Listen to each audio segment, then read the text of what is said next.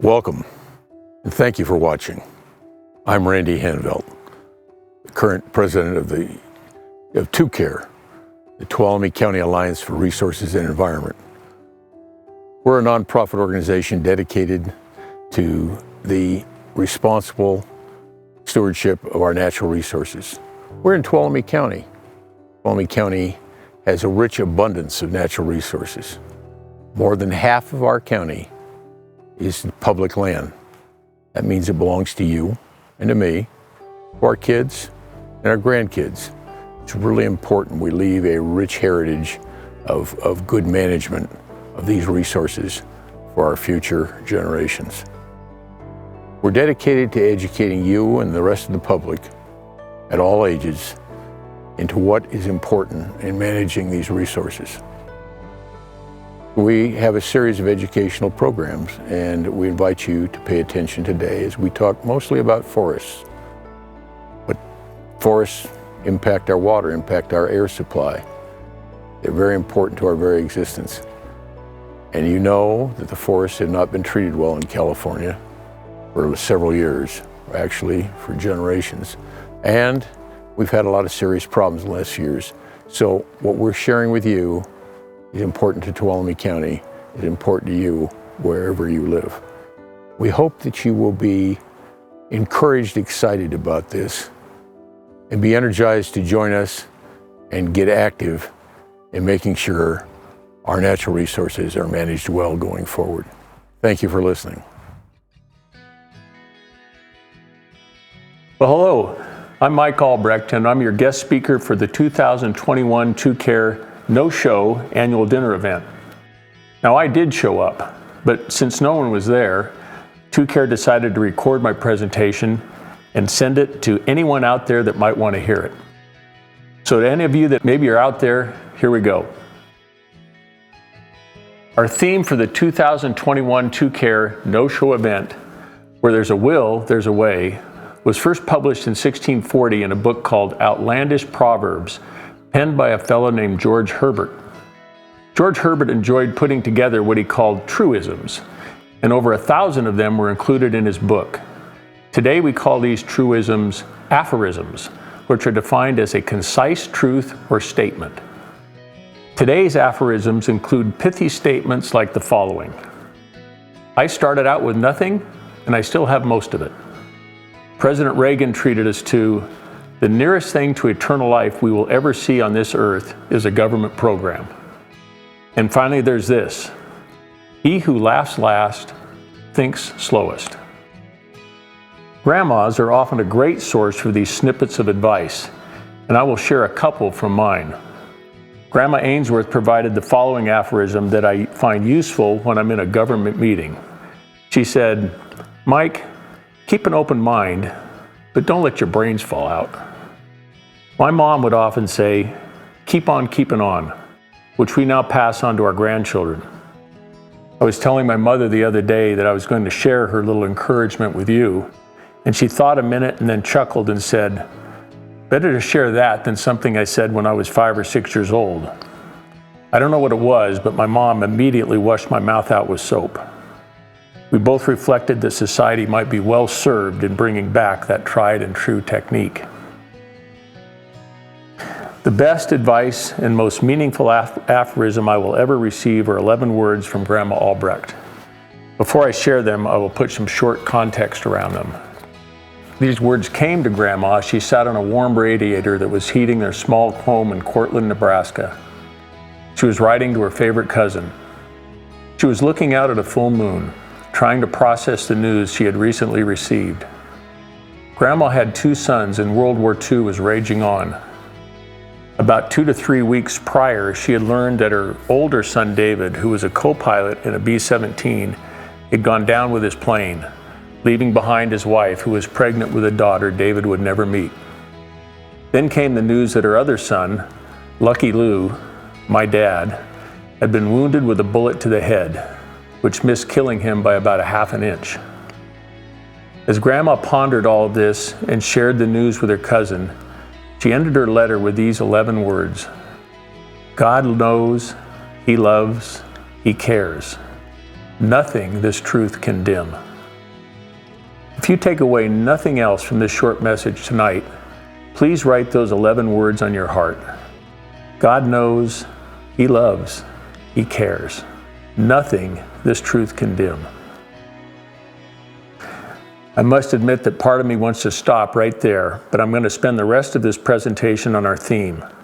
Where there's a will, there's a way.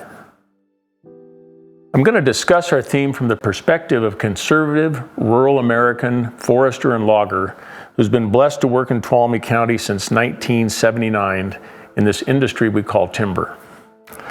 I don't necessarily start each morning out like this, but I, along with so many of you, have lived through California's timber wars, dominated by the news of endangered birds and frogs, litigation that has led to failed forest management policies like the Northwest Forest Plan and the Sierra Nevada Framework, failed collaborative efforts like the Quincy Library Group, and the formation and later demise of 8 to 10 alliances for resource and environment, leaving only CARE, the Klamath Alliance, and our own TuCARE still standing. During the past 40 years, California has endured the closure of over 125 sawmills. We've witnessed the rise and fall of an industry called biomass energy. The results are that California, which is 1/3 forested with 33 million acres of trees, now imports over 80% of its wood products and is America's leading state importer of electricity. Incredibly, this timber import appetite is nationwide, as our country, which is also 1/3 forested, with 750 million acres of forest land, is the second leading softwood lumber importer in the world, second only to China. We're the leading importer of wood. The ultimate consequence of this collapse of California's timber industry has been a massive buildup of trees of all sizes in our Sierra forests. This, coupled with drought, has led to the die-off of 150 to 200 million trees. Dead trees entangled with live trees that are already choking on each other for water has set the stage for what foresters and loggers have been predicting for decades. Another aphorism is appropriate here. Our chickens have come home to roost. In this case, the chickens are catastrophic wildfires that have roosted in towns like Paradise and Redding and left nests behind in fires called Butte, Mendocino, Donnells, and Rim. These chickens now roam throughout the Sierra Nevada foothills and mountains. What has brought us to this point? How can a free entrepreneurial country like ours, blessed with such a wealth of timber resources, be the second leading importer of lumber in the world? How is it that our forests have become so overgrown and wildfires so immense and commonplace that many who live and recreate in the woods now fear for the summer weather? There's no simple answer, but I believe the underlying causes revolve around decades of mixed messages, misguided forest policy, and mistrust between the regulators and the regulated. This all started before the Civil War and is just now finally starting to move from the past, entrenched spirit of confrontation to a spirit of partnership and cooperation, driven by the hot breath of wildfire. To better understand the evolution of forest management in America, I want to take you back into the past for a moment. Way back. This picture of the steamship Michigan is very relevant. The Michigan, the first iron warship, was built for the U.S. Navy in 1843. The Michigan was described as a side-wheeler steamer with a 3-inch gun, a brig, and a well-armed crew. In 1853, the Secretary of the Navy directed Abraham Bigelow, commander of the Michigan, to cooperate in arresting, and I quote, timber thieves of a monumental order, organized and financed by business interests that did not hesitate to use bribery, intimidation, and violence to make a dishonest dollar. In other words, loggers. This was a very turbulent time in America's forests. Settlers were trekking into the Midwest and the Lake States. Many were farmers who needed rails and posts to fence their fields and boards to build homes and barns. New towns, new railroads, and new industries were springing up, and they all needed wood. But settlers faced a big problem in the form of a Supreme Court decision in 1850 that declared constitutional an earlier law of 1831 that prohibited removal of timber from public land. Back then, this zero-cut policy didn't come from the Sierra Club, but instead from our own government, via a newly formed agency called the Department of the Interior.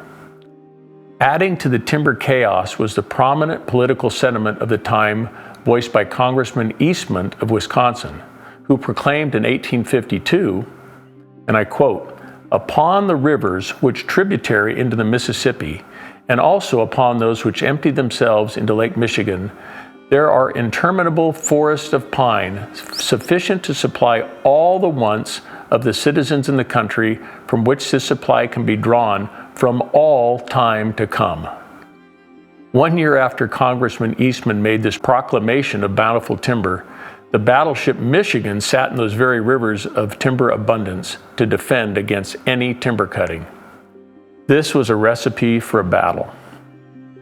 The Department of the Interior, after the purchase of Alaska in 1867, was in charge of administering 1.84 billion acres of public land, which was most of rural America. Settlers were encouraged to go west and build. Many in Congress thought that the timber supply was sufficient for all time to come. But the Interior Department said it was against the law to cut a tree from public land, and I can guarantee you that back then, boundary lines were lacking. In 1905, the Department of the Interior turned this messy situation over to a newly formed agency, the U.S. Forest Service. Needless to say, the previous several decades of plunder, riots, killings, and arrests got the fledgling timber industry and U.S. Forest Service relationship, and I'll use an aphorism here, started off on the wrong foot. The end result was a terrible rift between government and the timber industry that hasn't completely healed to this day. Turning the tide on a mess of this magnitude required leadership and a vision for the future.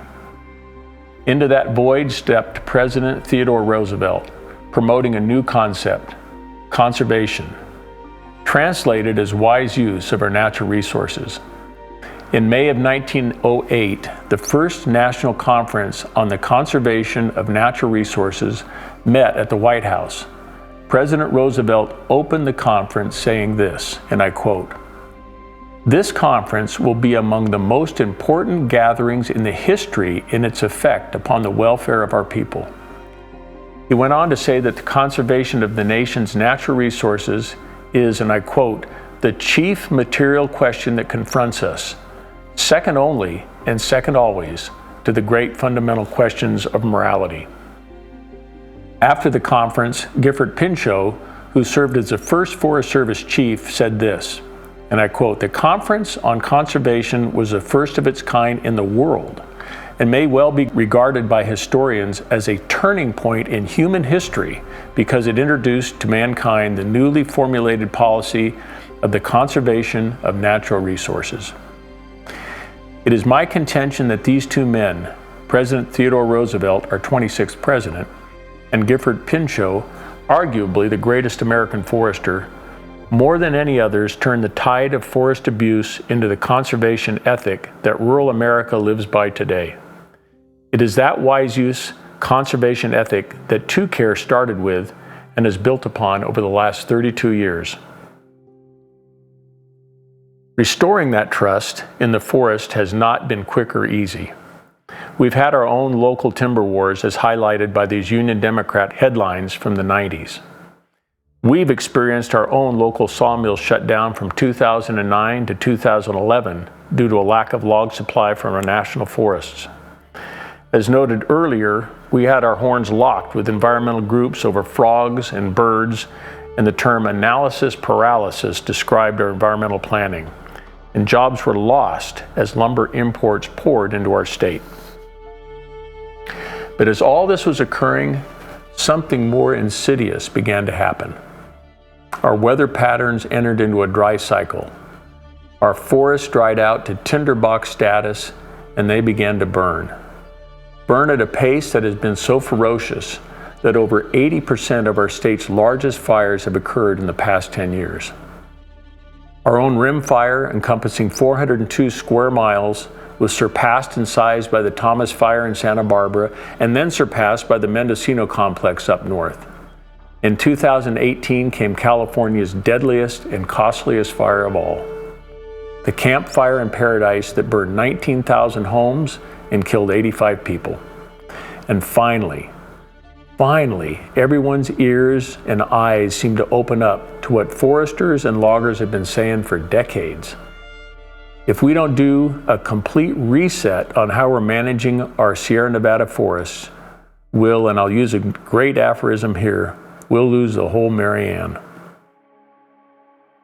And so finally, after decades of confrontation and forest policies best labeled as uncommon nonsense, this reset has begun. And I'm going to offer some key examples of what the future of forest management in our timber industry could look like if we can live by tonight's theme. Where there's a will, there's a way. So here are 6 indicators of better days ahead. Number 1. To begin with, the Trump administration put highly qualified people in leadership positions managing our national forests. Namely, Secretary of Agriculture Sonny Perdue, Undersecretary of Agriculture Jim Hubbard, and U.S. Forest Service Chief Vicki Christensen. Over the past 4 years, this leadership team will have increased our National Forest Timber Program by 25%. Chief Christensen has toured timber projects here on the Stanislaus National Forest and declared them a model for future forest management. So far, the Biden administration has not seen fit to dramatically alter Trump's federal forest policies. Number 2, our Forest Service region has put in place a new forest supervisor on the Stanislaus National Forest named Jason Kiken. Under his direction, the Stanislaus Timber Management staff has been able to increase our local green timber targets for years 2021 and 2022 by over 150% compared to just 5 years ago. This has been accomplished despite losses from bark beetles, wildfire, and forest management plans that currently have a large percentage of our forest off limits to logging.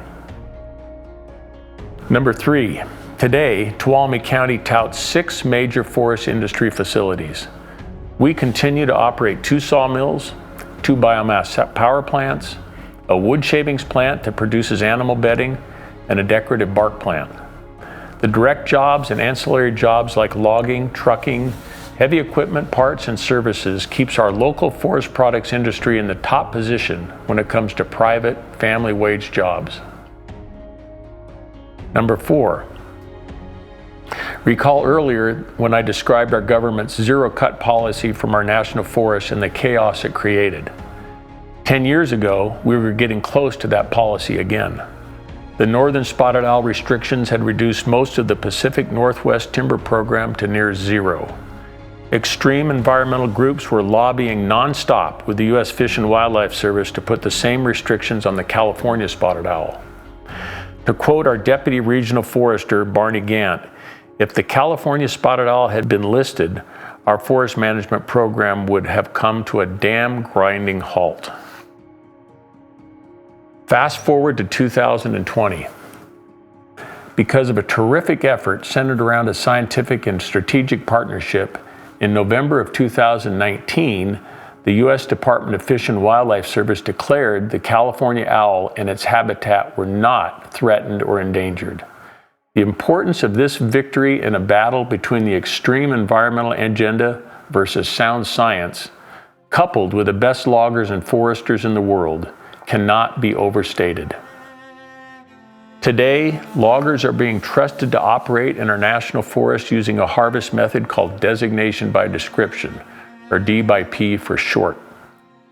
Our own Stanislaus National Forest helped pioneer this logging method that, put simply, has the Forest Service describing the outcome they want and then trusting the loggers to get it done. The benefits of this are twofold. The Forest Service is able to bypass the normal designation process of marking every tree to cut with paint, and this allows dollars that would be spent marking trees to go towards additional projects. thereby getting more work on the ground accomplished. Equally important, probably more important, trust is built between the Forest Service and the timber industry. A regulatory atmosphere is being replaced with a partnership approach to forest management. Number 5, the timber wars, while not completely over, certainly have olive branches being offered by all sides. Here are quotes from some prominent national environmental groups featured at the 2020 California Forestry Association annual meeting. From Jay Ziegler, Director of External Affairs and Policy with the Nature Conservancy, and I quote, "We need to combine ecological forest management with industrial forest management. It's urgent that we fashion partnerships that used to be difficult. We all need to work together with the same sense of urgency." From Eric Holst, Associate Vice President of Working Lands with the Environmental Defense Fund, quote, "We need 3 things: emissions reduction and CO2 removal while we build forest resiliency. There is a role for forests in all 3. Forests are our best opportunity to take CO2 from the atmosphere." End quote.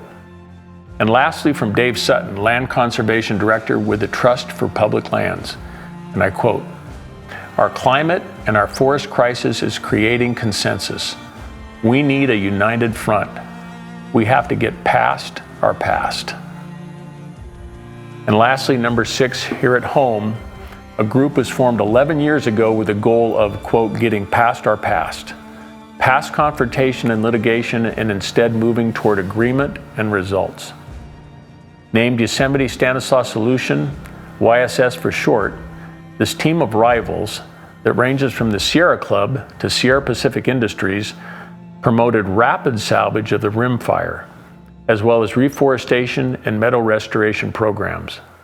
YSS has been instrumental in helping funnel over $20 million of appropriated and grant money towards Stanislaus National Forest projects. Working together with Tuolumne County and the Stanislaus National Forest staff, a master stewardship contract has been signed and implemented here at home. This contract allows YSS and Tuolumne County staff, working together with the Stanislaus National Forest staff, to plan and implement timber sale projects and forest management projects using a local private forester and contractors. TuCAREs had an active role in this process. 2 of the 6 YSS chairmen have been past TuCARE board members. Best of all, America's 750 million acres of forests, and indeed all of the world's forests, are now finally being recognized for their ultimate contribution to society. That ultimate contribution is best described by the musings of a fellow named Noah Deach, who is Executive Director of Carbon 180, a climate-focused business on a mission to fundamentally rethink carbon. Noah said this in a 2019 interview, quote, "If we are able to figure out how to filter CO2 back out of the atmosphere and convert it back into value in the supply chain, we'll be able to solve climate change and do it in a way that creates a whole range of opportunities for economic growth and innovation." Thank you, Noah, for that very insightful thought, because you just described what trees do, and there are 3 trillion of them growing around the world.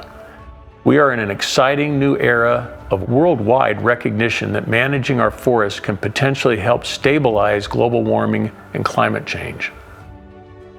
I wish I could do a more complete talk on climate change, but time only allows this observation on the worldview of the climate change topic. And here it is. It appears that everyone falls within this spectrum of opinion.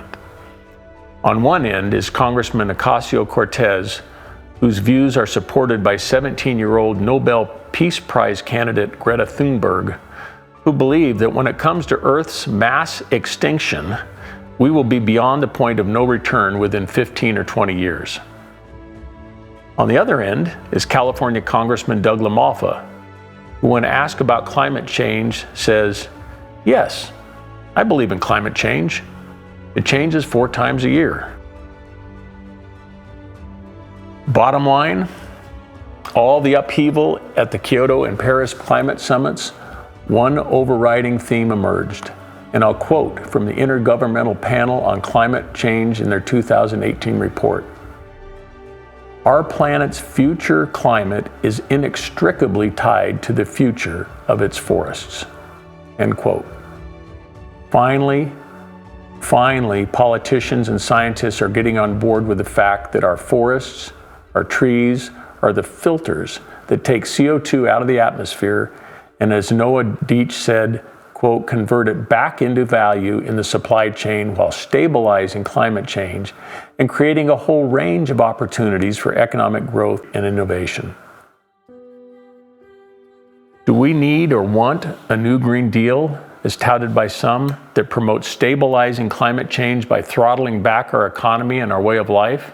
Or do we want a real Green Deal that promotes a reduction of CO2 emissions by growing more trees, managing forests, and reducing catastrophic wildfires? Republican Congressman Bruce Westerman votes for the second option, and that's why he recently authored a bill called the Trillion Trees Act that challenges America to champion an effort worldwide to plant 1 trillion new trees by 2050. This idea stems from the 2019 Swiss report featured in the American Academy for the Advancement of Science that estimated planting 1 trillion new trees could sequester or store 205 billion tons of carbon worldwide. That's equivalent to 2/3 of all the man-made carbon since the Industrial Revolution. As we look to the future, more and more scientists, politicians, and entrepreneurs recognize what architects around the world are saying. This is the beginning of the timber age, and timber is the new concrete. The 17th century was the age of stone. The 18th century was the age of brick. The 19th century, the age of iron. The 20th century, the age of concrete. The 21st century is the time for timber. From this vision, a new technology has emerged called cross-laminated timber, or CLT. CLT is going to build not only new homes, but the new high-rise buildings around the world. The equation is this: plant more trees, absorb more carbon, sequester the carbon in CTL structures, and reduce carbon emissions. Put more succinctly, building with wood helps our climate. In the final days of the Constitutional Convention of 1787, Benjamin Franklin was asked by Elizabeth Powell, an American patriot, what sort of government the framers had created. He answered, "A republic, if you can keep it." Today, if asked, what do you think of our forests? Mr. Franklin might reply, "A national treasure that can soothe your souls, build your economy, and maintain a healthy climate and environment, if you can protect it." There is a better way to protect our forests in our communities. Our forests need to be thinned out of trees, followed by prescribed burning, so that when a fire starts, it stays on the ground, out of the treetops, and is manageable. Our communities need large, strategically placed fuel breaks, so when fires do get big, we have a line of defense to stop them before towns get burned over. You are about to hear more about TuCAREs' idea to build a significant fuel break in our county that, if completed, would help save us from a catastrophic wildfire. There is a way to do this. Do we have the will? My prediction is yes. If we all work together, we can get it done.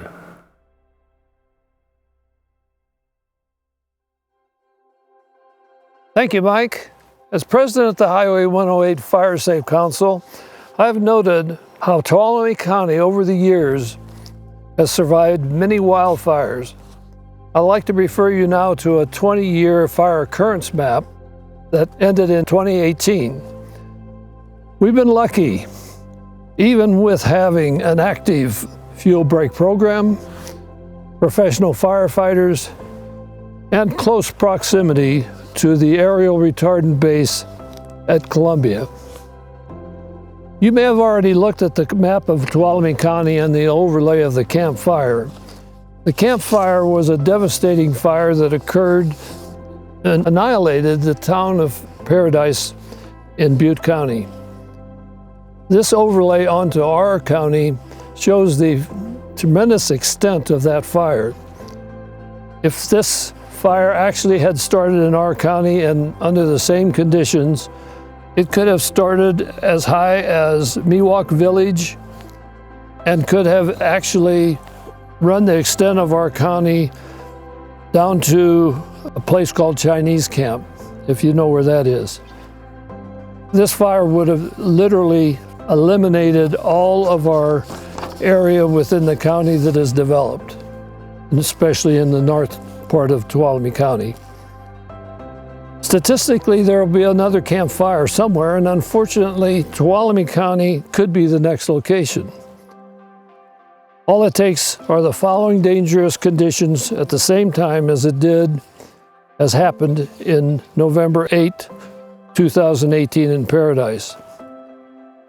There's a high forest density, there's a critical low live fuel moisture occurrence, dead fuel buildup in the surrounding forests and brushlands, low humidity, and high winds from the north or east. It can happen here. It wouldn't have to be a power line ignition point. It could be dry lightning, an abandoned campfire, a spark from machinery, and even from a horseshoe hitting a stone. All of these could be ignition points. The point is, it will happen unless we remove some of the conditions that we really can control.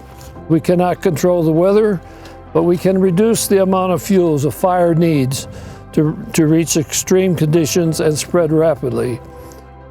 In the video you're about to see is a portion taken from an hour-long program on the campfire. You will hear over and over the voices of fire survivors at the scene telling us that nothing happened the way they had planned for it to happen. Even though they had practiced evacuations, emergency response, and an alert system, nothing worked. Then you will look at this Paradise Fire overlay again, and you can see the reason these plans failed is the speed and intensity of the fire spread that morning in November. The winds drove the fire into the fuels and then pushed burning material forwards, miles in advance of the fire. Because there was ready fuel available, the fire rushed ahead with nothing like a large fuel break to stop it. TuCARE has decided to do something about this. None of us want this to happen again, not here, not anywhere. We're kicking off a fundraising campaign that will provide perpetual funding for fuel reduction projects on private land within North Tuolumne community and at the boundary of the Stanislaus National Forest. I'd like to refer you now to the North Tuolumne Community Fuel Break Map.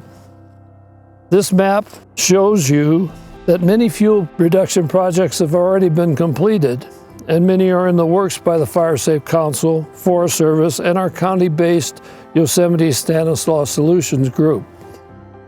This area of fuel break will continue to build on local community protection and eventually create a 27-mile long, up to a mile wide fuel break along the north and eastern boundary of our county.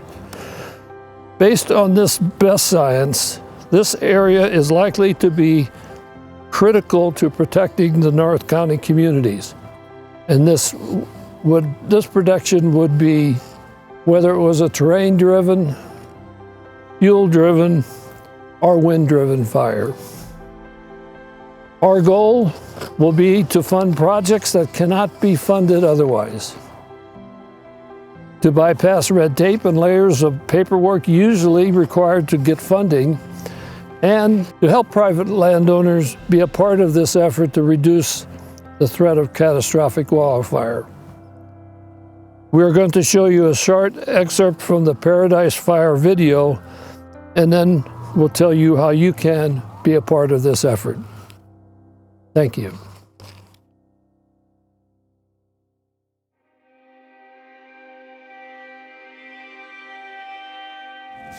And then there was a point in there where the wind just kind of started picking up. And the spot fires that were not a big deal at the time started engulfing both sides of the road.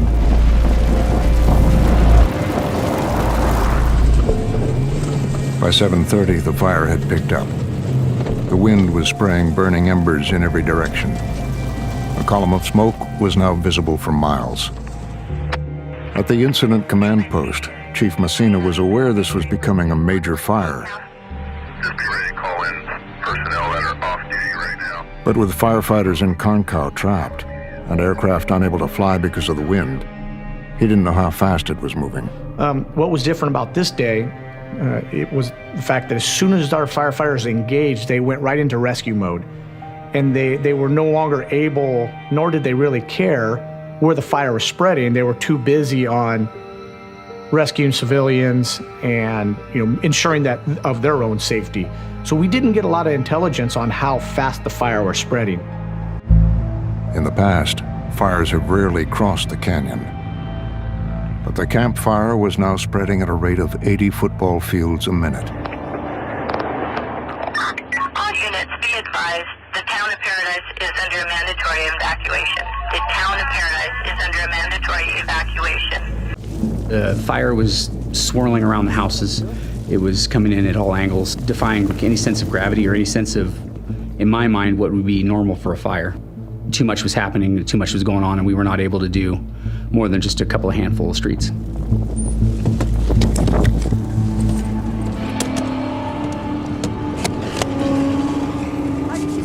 For the moment, yes. Everybody's here. All the patients are out from downstairs. You rock. I don't know about staff, but we got them all out. Okay, very good.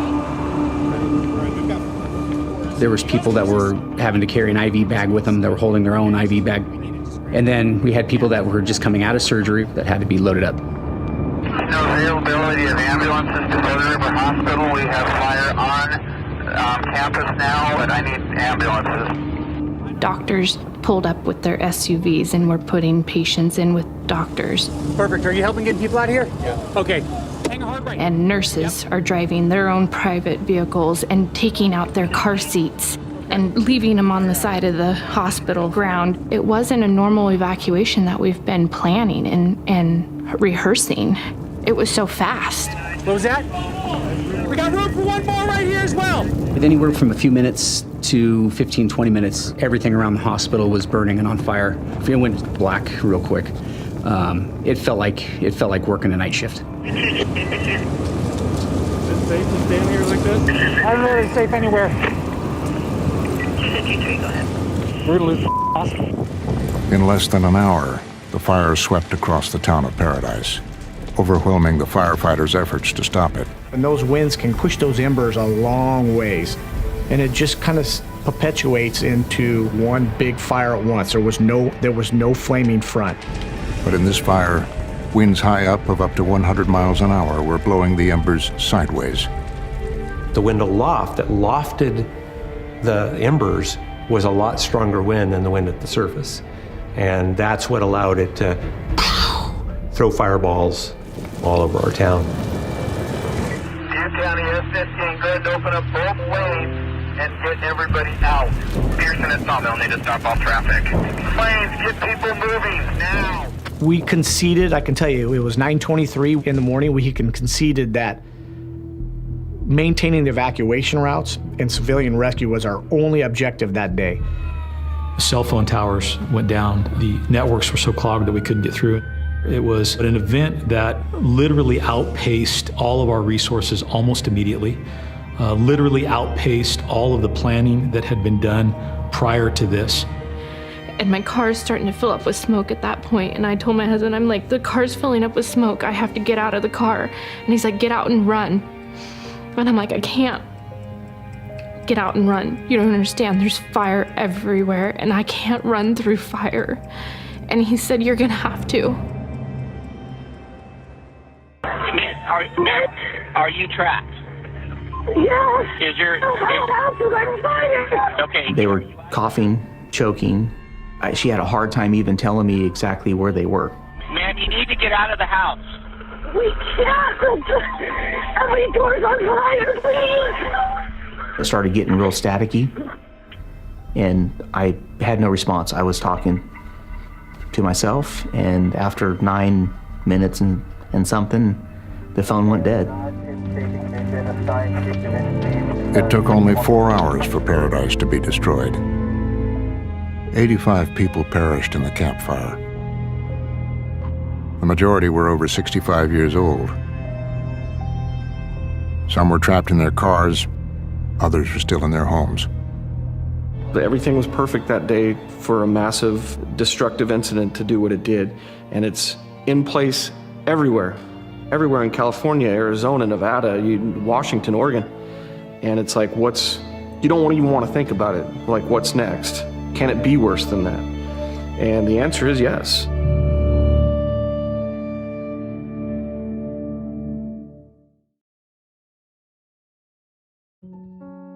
Hello, I'm Jeff Sarga with the TuCARE Board of Directors. As you're processing the information you just got out of that video, I want you to think about one more thing, and that's this. What happened in Paradise can happen here. It's scary, but it's true. Yes, it can happen here. It's hard to imagine the disruption it would be to our lives if this happens here. I have an employee who lived in Paradise. His house burnt down. The business he worked for burnt down. The bank he deposited his money in burnt down. The grocery stores he shopped at burnt down. The schools his children attended burnt down. Even the hospital his children were born in burnt to the ground. His town is gone, and so is he. He's had to move out, go to a completely new location, start a new life. Friends, family, people that lived in the town that he'd been there for years. He's had to start all over again. And don't think it can't happen here. The people in Oakland Hills didn't think it could happen there either. And look around. Yeah, the Camp Fire took out Paradise, and the Butte Fire took out a big chunk of Calaveras County. We dodged a major bullet with a rim fire. It started in a remote location and did not burn into any of our communities. One thing to remember also, too, although it hasn't happened for a long time, Sonora has a history of burning to the ground. Yes, it can happen here. TuCARE has been educating on the wise use of natural resources for 30 years. The care and management of our natural forests, of our national forests, would not be complete if we don't address and reduce the risk of catastrophic fire and the damage it would do to our communities, our businesses, our homes, and our lives. We would not be fulfilling our mission if we did not step up and help our communities, our neighbors, our friends, and protect the place we call home. TuCARE is starting the first of many fundraising efforts to fund the Community Wildfire Protection Fund. The project will be a combined effort by TuCARE, the Project Advisory Board, and Sonora Area Foundation. TuCARE will continue to educate on the need for fuels reduction and fuels reduction projects and raise money for those projects. The Project Advisory Committee will review the applications and approve projects for construction. Sonora Area Foundation will hold and disperse the funds that TuCARE raises to pay for these projects. As Glenn said, our goal is to fund projects that cannot be funded in other ways, to eliminate red tape and to reduce the paperwork. We also want to involve local property owners in helping us to reduce the threat to our communities. There's been some great work done locally already, and our first move is to put up many billboards at these sites to show people what a shaded field break is. We'll put these up in locations where the landowners have seen the danger, done the work, and minimized the risk to our community. Secondly, we want to create a local demonstration project that will show the public what a field break looks like before and after. We want to dispel any myths or misconceptions about field breaks. This pilot project that we are going to fund will be a daily visual reminder of what a shaded fuel break is and what it can do to help our community have a chance to survive a catastrophic fire. To put it bluntly, we don't want to be the next Paradise or anything like it, and we're going to do something about it. As you continue to support the mission of TuCARE, you will have the opportunity to donate and fund the Community Wildfire Protection Fund. A 5-acre demonstration project in the city of Sonora will cost an estimated $12,000. We are working with the City of Sonora Fire Department and CAL FIRE to locate a spot that will be very visible to the public and keep it in people's mind.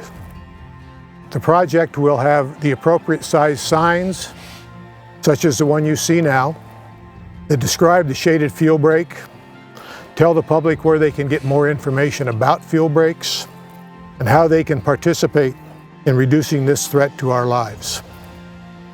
It will also provide information about the 27-mile fire break that Glenn discussed. Of course, all these contributions are tax deductible. So let me ask you this. If we don't do it, who will? If we're not willing to protect our community, who's going to do it?